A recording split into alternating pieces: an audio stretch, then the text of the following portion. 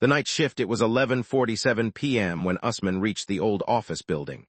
The city outside was still alive, cars passing, distant horns, flickering streetlights. But inside the building, everything felt dead. Usman had only joined the company 3 days ago. He was 24, broke, and desperate for work. When the manager asked if he could handle the night shift security desk, he said yes without hesitation. He didn't care that the building was old. He didn't care that the pay was low. And he definitely didn't care when one of the cleaners muttered under her breath, "No one lasts long on the night shift." At the time, he thought she was joking. Now, standing in front of the tall black glass doors of Hassan Trade Center, he wasn't so sure. The lobby lights buzzed overhead as he stepped inside. The place smelled of dust, wet concrete, and something older, something rotten hidden deep in the walls. At the front desk sat the day guard, Akram, a man in his late 50s with heavy eyes and a face that looked permanently tired. He didn't smile when he saw Usman. "Late by 2 minutes, Akram said. Usman glanced at the clock. 11:49. "Sorry, traffic." Akram stood up slowly and handed him the desk keys, a flashlight, and a small notebook. "Your shift ends at 7 a.m., he said. "Cameras are here. Main entrance stays locked after midnight. No visitors, no deliveries. No one enters, no one leaves." Usman nodded, then Akram leaned closer. "And if someone calls from the 4th floor," he paused. "Don't answer." Usman frowned. "What?" Akram didn't repeat himself. Instead, he picked up his bag and headed toward the exit. "Wait," Usman said. "What do you mean, don't answer? Why?" Akram stopped at the door but didn't turn around. "Because the 4th floor has been empty for 9 years. And with that, he walked out into the night. Usman laughed to himself. "Great," he muttered. "First day and the old guy wants to scare me." He sat behind the desk and tried to relax. The security room was just behind the lobby, a cramped little space with a desk fan, an old CCTV monitor, and a wall clock that ticked louder than it should have. There were 16 camera feeds in total. Lobby, parking area, hallways, stairwells, office floors. Most of the building was empty at night except for a few rented offices on the 1st and 2nd floors. The 3rd floor had storage rooms, and the 4th floor, according to the employee records, had been shut down years ago after a fire. Usman checked the cameras one by one. Everything looked normal. Empty hallways, dark office doors, silent elevators. At 12:26 a.m., he made himself tea using the electric kettle and opened TikTok to kill time. At 12:41 a.m., the phone rang. Usman nearly dropped the cup. The old landline on the desk buzzed so suddenly that his heart slammed into his ribs. He stared at it for a moment, then he picked it up. "Hassan Trade Center security desk." Nothing, just static. "Hello." For a few seconds, all he could hear was a faint crackling sound. Then very softly, a woman whispered, "Please send help." Usman straightened. "Who is this?" No answer. "Hello." "Which floor are you on?" The voice returned, shakier this time. "He's outside." Usman's skin prickled. "Who's outside?" The line went dead. He looked at the phone in silence, then slowly turned toward the CCTV monitor. All 16 feeds were still visible. Nothing unusual. No movement. No visitors, no one at the entrance. Usman told himself it was probably a prank call, maybe one of the office workers messing with the new guard. Still, he checked the phone display. There was no number, just a blinking internal extension light. He looked at the extension chart taped beside the desk. 101, lobby 202, accounts 304, storage 401, 4th floor reception. Usman felt a cold heaviness settle in his stomach. The call had come from 401. He immediately remembered Akram's warning. If someone calls from the 4th floor, don't answer. He stared at the empty corridor outside the security room. The whole building suddenly felt larger, quieter, like it was listening. At 1:10 a.m., the lights in the lobby flickered once, then twice. Usman stood up. "Power issue," he whispered to himself, though he didn't believe it. He checked the CCTV again. That's when he saw it. Camera 12, 4th floor hallway. At the far end of the corridor, just where the emergency exit sign glowed red, stood a woman. Her hair hung over her face. She wore what looked like an office uniform, burned black at the sleeves. She wasn't moving. Usman froze. He leaned closer to the monitor. "Hello?" Of course she couldn't hear him. He looked at the hallway camera again. The woman was still there, completely still. A dark shape in the middle of an abandoned floor. Usman grabbed the flashlight and the radio. "Control to 4th floor," he said into the radio, trying to sound calm. No answer. He swallowed hard. Maybe someone had broken in. Maybe it was a homeless woman. Maybe the monitor suddenly glitched. White lines ripped across the screen. For 1 second, the woman's face lifted toward the camera, and Usman saw that she had no eyes, just black, hollow sockets. The screen cut to static. Usman stumbled backward, knocking over his tea. "Nope," he whispered. "No, no chance." He grabbed his phone and tried calling Akram. No answer. He called again, still nothing. The CCTV feed for camera 12 came back. The hallway was empty. The woman was gone. Usman's hands shook as he wiped the tea off the desk. His breathing was too loud in the room. Then the elevator bell rang. Ding. He turned slowly toward the lobby. The elevator display above the doors lit up. Usman stared. The elevator had come down from the 4th floor, but no one had called it. The doors slid open. Inside, the elevator was empty, or at least it looked empty. The fluorescent light inside flickered weakly, revealing a dark, wet stain on the floor. A trail of black footprints led out of the elevator and stopped right in front of the security desk, as if someone invisible had walked up to him and then vanished. Usman backed away. His chest felt tight. He wanted to run. He wanted to leave the building and never come back, but he needed the job. He needed the money. And more than that, he needed to know what was happening. So against every instinct screaming inside him, he picked up the flashlight and headed for the elevator. The ride to the 4th floor felt endless. The elevator hummed softly as the numbers climbed. 1, 2, 3. When it reached 4, the doors opened halfway and stopped.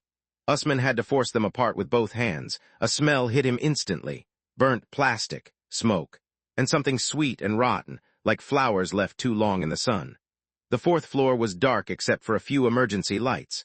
The hallway stretched ahead, lined with dusty office doors and broken ceiling panels. The carpet was blackened in places as if the fire had never truly ended. His flashlight beam trembled across the walls. There were old scorch marks everywhere. He walked slowly, every step muffled by ash and carpet dust. "Hello," he called. No answer. At the end of the hall sat an old reception desk with a dead computer and a cracked nameplate. Behind it was a wall calendar. The year on it was 2017. That's when he heard footsteps. Soft, barefoot. Behind him, Usman spun around, shining the flashlight down the hallway. Nothing, but the footsteps kept coming, one after another, slow, wet, closing in. He backed away until his shoulders hit the reception desk. The footsteps stopped. Silence. Then the phone on the reception desk rang. A shrill, violent sound that made him jump. The dusty office phone shouldn't have had power, yet it kept ringing. Usman stared at it. Ringing, ringing, ringing. Finally, with a trembling hand, he picked it up. The voice on the other end was Akram's. "Usman," he said urgently, "listen to me carefully. Are you on the 4th floor?" Usman's throat tightened. "Yes, what the hell is going on?" Akram sounded terrified. "You have to leave right now. Don't look behind you, just walk to the elevator and come down." Usman turned pale. "What's behind me?" Akram shouted. "I said don't look." But it was too late. Usman had already seen the reflection. In the cracked glass of the dead computer monitor, something was standing directly behind him. Tall, thin, its neck bent at an impossible angle. Its skin was burned away in patches, exposing black muscle underneath. And where its face should have been, there was only a wide, stretched smile filled with broken teeth. Usman dropped the phone and ran. The thing screamed, not like a person, not like an animal. It was a shriek of metal scraping concrete, mixed with a woman sobbing. Usman sprinted down the hallway as the emergency lights began flickering violently. Behind him, he heard it crawling, slamming against walls and dragging itself across the floor with horrible speed. He reached the elevator and hammered the button. Nothing. Again, nothing. The hallway lights went out. For 1 second, the entire floor plunged into darkness. Then the emergency light above the stairwell turned on. And in that red glow, Usman saw the thing at the far end of the hall crawling toward him on all fours. Its limbs bent the wrong way. Its mouth hung open too wide. Its hollow eyes locked onto him. Usman bolted for the stairs. He ran down 3 flights, almost slipping, heart pounding so hard he thought he'd faint. When he burst into the lobby, he nearly cried with relief. He slammed the stairwell door shut behind him and pushed a heavy chair under the handle. Then he looked up at the CCTV screen. Camera 12 was active again, and it showed the 4th floor hallway empty. No creature, no woman, nothing. Usman stood there gasping, drenched in sweat. Then the desk phone rang again. He didn't want to answer, but after the 3rd ring he forced himself to pick it up. It was Akram, this time on his mobile. "Are you downstairs?" he asked. "Yes." "Good. Listen carefully. I should have told you before, but I didn't think you'd go up there." Usman nearly shouted. "Told me what?" Akram was silent for a moment. Then he said, 9 years ago there was a fire on the 4th floor, a wiring fault. It happened during the night shift. 5 employees died. Usman gripped the phone tighter. One of them was the receptionist, Sana. She called the security desk for help while the fire spread. But the guard on duty had fallen asleep downstairs. Usman felt sick. She burned alive waiting for someone to come. The lobby suddenly felt ice cold. Akram continued. After that night, strange things started happening. Calls from the 4th floor, footsteps, people seeing a woman asking for help, some guards quit, one disappeared. Usman's voice cracked. And the thing I saw, Akram didn't answer immediately. When Sana died, he said quietly, she wasn't alone. Usman stared at the dark lobby. What does that mean? Akram whispered. The fire didn't start by accident. The line went dead. At 3:03 a.m. the building changed. There's no other way to explain it. The temperature dropped so low that Usman could see his breath. Every phone in the lobby began ringing at once. The desk phone, the office phones, even the disconnected phone in the security room, all ringing together. Then the CCTV feeds started switching on their own. Lobby, stairwell, parking lot, 4th floor, 4th floor, 4th floor. Every screen now showed the same hallway. And in that hallway stood 5 burned figures, not one, 5. Their heads turned slowly toward the camera. Then all at once they began walking forward, not in the hallway, toward the camera, toward him. Usman backed away from the monitor, the screens filled with static. And from somewhere above him, he heard footsteps descending the stairs. 1 set, then 2, then 5, slowly, in perfect rhythm. He ran to the main entrance and tried to unlock it. The key wouldn't turn. His hands were shaking too hard. The footsteps got closer. From the stairwell door came a soft knock, 3 taps, then a woman's voice, please let us out. Usman squeezed his eyes shut. No, another knock, harder this time. We were left here. Then a second voice, a man. Open the door. Then a third, then all 5 speaking at once through the wood. Open the door. The chair under the handle trembled. The door bulged inward. Something on the other side slammed into it. Again. The metal bent. Usman stumbled backward and looked around wildly. His eyes landed on the building's electrical control panel near the security room. He remembered the scorch marks upstairs, the fire, the wiring fault. If this all started with the building's power, maybe cutting it could stop whatever was happening. The stairwell door shook violently now, screws popping loose. Usman sprinted to the control panel, yanked it open, and grabbed the main breaker. The voices behind him turned into shrieks. The stairwell door burst open. 5 blackened silhouettes stepped into the lobby, and behind them, taller than all the rest, was the smiling thing from the 4th floor. Usman pulled the breaker down. The entire building went dark. Silence, complete suffocating silence, no footsteps, no ringing phones, no screaming, nothing. Usman collapsed to the floor, shaking in the darkness. He stayed there until sunrise. At 7:12 a.m., the morning staff found him sitting against the front desk, pale and half-conscious. The lobby was normal again. No broken door, no footprints, no sign of anything. When Akram arrived, he took one look at Usman's face and knew. Usman quit that same morning. He never went back, never answered Akram's calls, never spoke about Hassan Trade Center again. For months, he tried to convince himself it was stress, exhaustion, hallucination, anything but what he'd seen.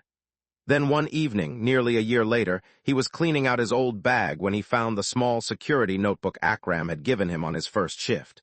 Most of it was empty, but on the last page, written in shaky handwriting that definitely wasn't his, were 6 names. 5 names he didn't recognize, and the 6th was his own. Underneath them was a single sentence. Night shift starts at 12, don't be late again.